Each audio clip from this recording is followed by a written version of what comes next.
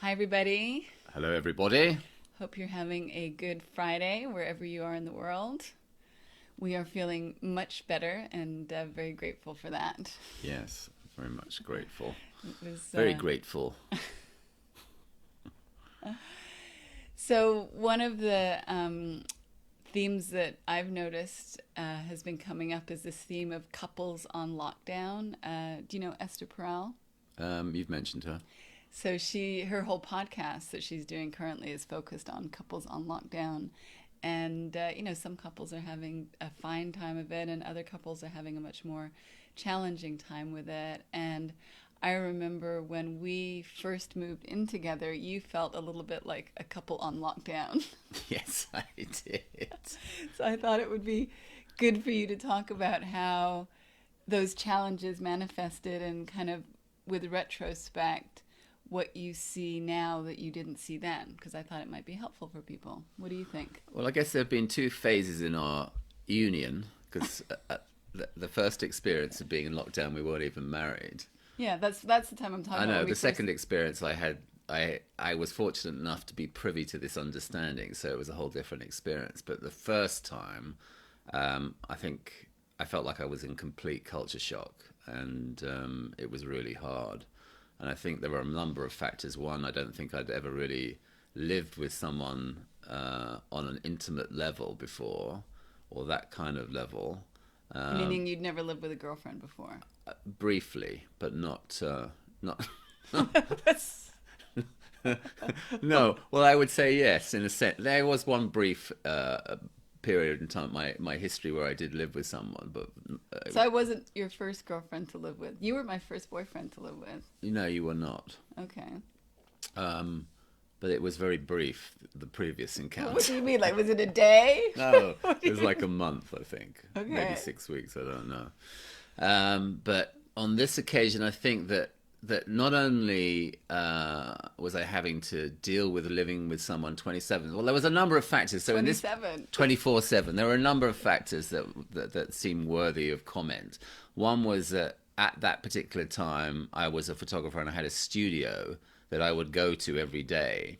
And I think that we decided that it would be better actually if we wanted to live together and have a nice apartment. I could give up the studio so I wouldn't have that rental. So I would work from home. So that was one thing to come to terms with. Another thing to come to terms with is that, yes, actually, I'm having to live with another human being 24/7. But also, it coincided. I think that looking back in retrospect, I was probably quite an anxious person, and to deal with an anxiety, I self-medicated. So I was a complete pothead at that time. So I know that I think part of the attraction, obviously there are a number of things that attracted me to you, but part of the attraction was that you had zero tolerance for drugs, and I really wanted to like take that out of my life altogether because it just wasn't working. Certainly on a professional level, I wasn't really running my business in a very effective way. So I'll take, this is great. I can take this off the table. So I was having to deal with that. Having to give up my studio, be with another person 24/7, and also probably, going through this whole process of having to face my anxiety full on. Added to which you were a bit of a nut job at the time.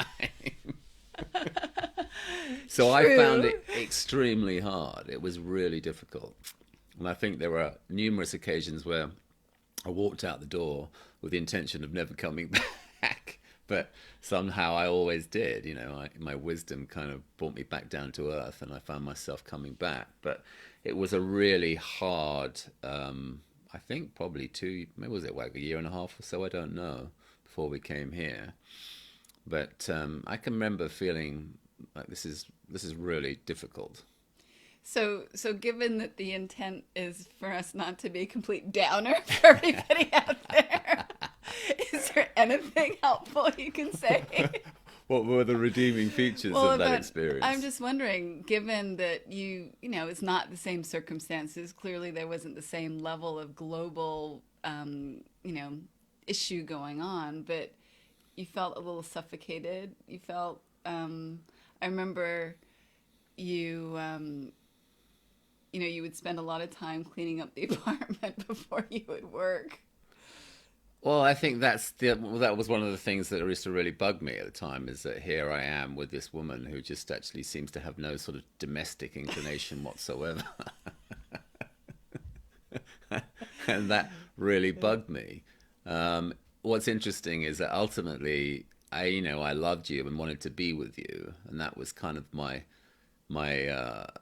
North Star all along, my magnetic north, if you like. I would always think that, I want to be with this person and that we can figure this out.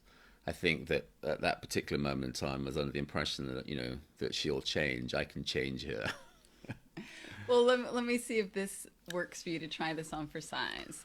What would you say that what was going on for you was really about us being together a lot, living together, or was it really more about your state of mind? And No, it was totally about my state maybe of you mind. could speak to that then. I was going to juxtapose this to, to a healthier way of looking at things, which is when I was exposed to this understanding all those years later, and it was a whole different experience, and obviously maybe I was much more mature then. But absolutely, it was my state of mind. My state of mind was in complete turmoil. I think for one, if for nothing else, is that I decided to just give up drugs and stop smoking inordinate amount of pot every day. Which I had no Which idea you you had were no doing. idea. So that in itself it was me having to sort of face up to the fact that ultimately I probably am quite an anxious person, and that's how I used to self-medicate. And that's how I used to sort of put myself on some kind of even keel, innocently speaking. And so then I think that really I kind of made you the fall guy in all of it. That you and how you were showing up was this massive problem. Not massive, because obviously ultimately we stayed together. It wasn't so massive that I decided I really want to leave. But I think that you became the sort of fall guy for that sort of anxiety that was an ever present for me, and that's how I had initially dealt with it, by smoking pot.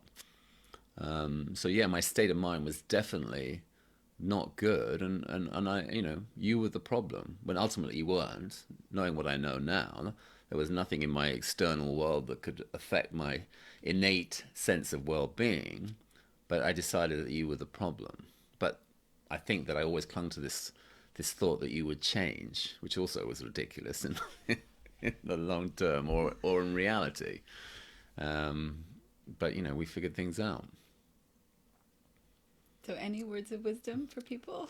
Well, I would say that, what's interesting to me is that years later, and when my photography work was not, having to weather the storm of going into the digital revolution and having to deal with that, and my work suffered, and I just became hyper anxious having to go through that experience, and then taking on a job for a period of time, and then leaving that job, and then coming back into a situation we are once again working 24/7 together.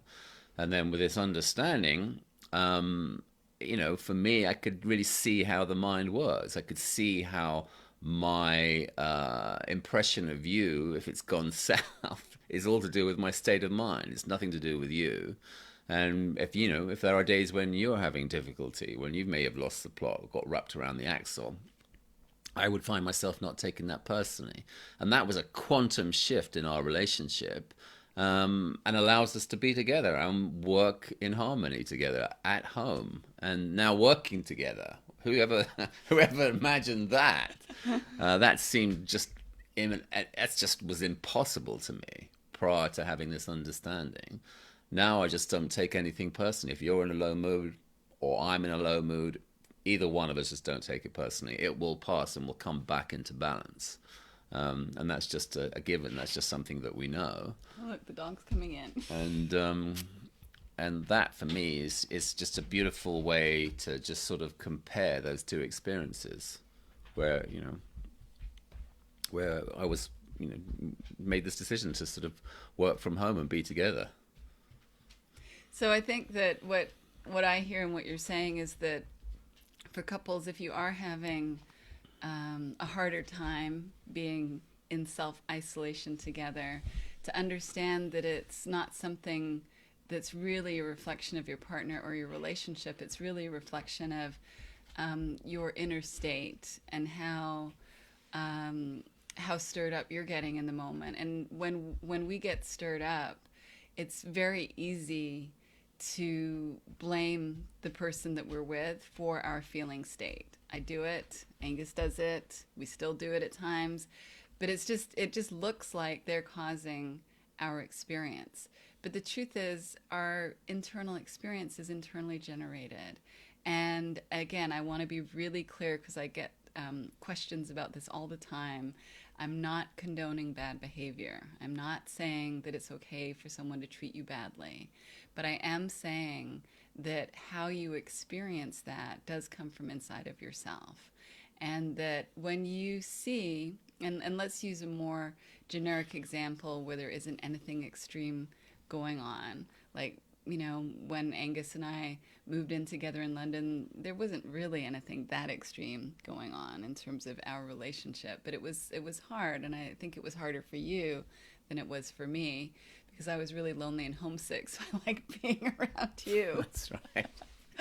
But to really see that our partner can become the fall guy or gal, and that it's really sort of they become the lightning rod for our emotional intensity. We want to discharge it, and it looks like if we can aim it at them, then we get to feel better. And we may have a temporary reprieve from the intensity, but ultimately we don't feel better when we do that, and the relationship suffers and the rapport suffers. And the learning curve that we've seen in our relationship, especially with that before and after, and when Angus and I both started working from home, and then really upping the ante when not only were we both sort of self-employed, but then we started working together, and that really increased our requirement to be able to work things out and be harmonious together. So being able to see the role that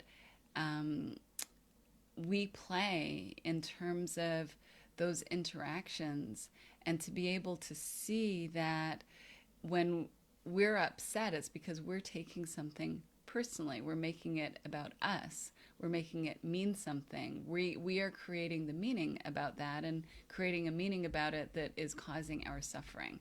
That's where the suffering is coming from, ultimately, not the other person.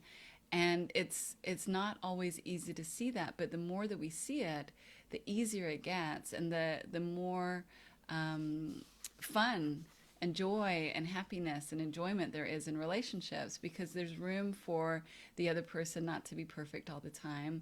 There's room for the other person to not be in a good mood. There's room for their humanness and their limitations, because we can kind of see, yeah, that's about them. That's not about me. And the more that we allow ourselves to be in that space of recognizing and understanding that our experience is internally generated, and that it's a reflection of what thinking we're identifying with in the moment, not a reflection of the other person, the more freedom we get and the more relaxed we get. Yeah, that's exactly what I was going to say. But how would you say it? No, I don't think there's really any more to add on that front. Absolutely. I feel like, for me and this, I mean, in a sense, kind of going through this experience now, we're kind of pretty well equipped to deal with it because we've been working together pretty successfully for now some long period of time. And I feel like maybe, the ante has been upped quite significantly, but I feel like it allows me to see even more clearly how it's all about state of mind. It's all about state of mind. And there's really nothing going on in the outside world that's ever going to be at the mercy of anything else other than my thinking in the moment. And that applies to you and everything else. And so if I hold that compass point, then life looks altogether a whole lot easier. And our relationship, obviously, too. And ultimately, what's always in our favor is that our innate state is love. That is the essence of who we all are. And as much as we really didn't have any understanding back when we moved in together about, how we were blaming each other for our feelings, how the other person wasn't causing our feelings, what we did have at the time was a lot of resilience in terms of being able to come back to that natural state just naturally. And the more that we see that is what does happen naturally, the easier it is. Like when we allow ourselves to be present in the moment and just have an open mind, then that's what comes forward. And it's not a, it's not even about romantic love. That feeling of love that we're talking about as being the natural state is the innate, excuse me, is the innate state of who we are. It's impersonal. It's the source that we're all, that we all come from, that we're all connected to, that we all dip into. And ultimately, we don't need to work to get there. We need to actually work to get away from it. And so when we're angry, when we're upset, when we're stirred up, when we're anxious, we are actually using our human bandwidth to take ourselves away from that natural state innocently. And that when we surrender, let go, come back to ourselves, drop into the present moment, look to who we are, we naturally come back to that inner experience. And fundamentally, relationships work better the more we're connected with that state within ourselves. Yeah. And also, I will say, upon reflection and looking back, I now see from the vantage point of this understanding how all of those experiences at the very beginning, where I can now see it was so obviously state of mind, because in the heat of the moment when we were locking horns, and I had all kinds of negative thinking about the relationship, and yeah, I might want to walk out the door, but I would walk out the door in a furious state, and then at some point I would settle down, come back to earth, come back to the apartment, and then as we both settled, then you would find your way back into to the harmony, to that innate state of well-being and love which we had for one another. And that's kind of been the story of our marriage, until one day I stumbled upon this understanding, and it's like, oh, of course, this makes total sense now. I see that when I get stirred up, all kinds of negative thinking comes into play, but I always come back into balance. We come back into balance, and from that vantage point, I can see how wonderful our marriage is. And now I just look back after all these years, 27, where are we at now? 26, I don't 26. know, 25. We've been together quite a while. It seems to me that, yeah, look at that. There are all those moments where I would get caught up, and from that state of mind, I would have a completely different outlook on our relationship. But when I came back into balance and settled, the relationship was ideal. Mm-hmm. That's been the story of our marriage. But I could go to extremes from both states. No, I could go to an extremely negative state of mind when my state of mind went south. So what we want to say is, for anybody that's feeling really irritated by your partner right now, feeling frustrated, not feeling like you have enough space, need to get away, take care of yourself. If you can, if you're able to, in a safe way, take that walk around the block that Angus describes, do that. If you're not able to, just, find your own space and let yourself settle. Ultimately, that's what it's about. And I think this kind of situation, just like when Angus and I moved in together and he gave up his studio, it was a heightened situation where we were on a pretty steep learning curve of how to figure out how to get along. And so this kind of lockdown situation puts a lot of couples on a steep learning curve of how to get along, where you haven't had to kind of be up against certain thinking and really noticing what's going on inside of yourself. So that might be front and center right now. But ultimately, all we're saying is let your mind settle, let yourself relax, let yourself come back to a state of harmony within yourself, and then look at your partner and see what you see from that point of view. And do your best not to take all of that stirred up thinking seriously, and especially do your best not to discharge all of your thinking about your partner at that point in time, because it doesn't help you. It certainly doesn't help your partner. But the more that you can see how that naturally settles within yourself, how that's your innate tendency, that is the innate resilience that we all have as human beings, it's really freeing, and it's really opens up a whole world of possibility of really enjoying this time together and really appreciating the simple things and the quiet moments. And it doesn't mean that there has to be constant communication and constant interaction, but being able to be in the same orbit together and have those times of closeness and intimacy and those times of separation, internal separation, whatever you'd like to call it, to just see that there can be that ebb and flow that naturally unfolds, that doesn't need to have conflict be a part of it. Mm-hmm. Yeah. All right. Well, enjoy the rest of your Friday. Hope you enjoy the weekend. Hope things are going well for you. We'd love to hear from you. We'd love to hear what's going on. It's great to stay connected during this time. So we're sending you our love, and we'd love to hear from you. Lots of love. Have a great weekend. Okay. Bye. Everyone.